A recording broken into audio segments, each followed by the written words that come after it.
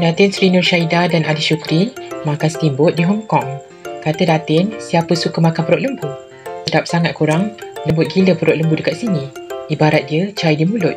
Pergi business travel ni tak boleh nak membeli sangat. Kena reda apa makanan yang ada. Perut lembu tadi dicah dengan kejap sangat rebusnya. apa dia dah rebus siap dah, cuma kita nak bagi masak je sikit. Okey. Kita pun tapi nak pakai chopstick pakai kampung.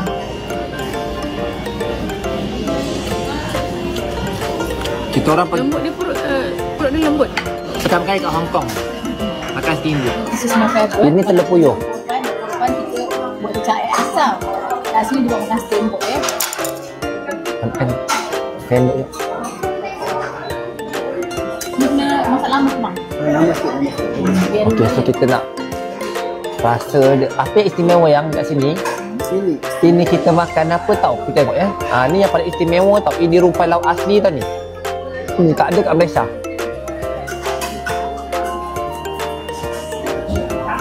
Yang ini, yang putih-putih ni so'on. So'on besar. Ini so'on besar, nampak? So'on gajah. So'on gajah. So, makannya macam ni.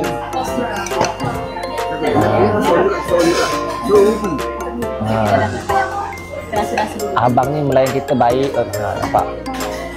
Ini masa nak lagi nampak.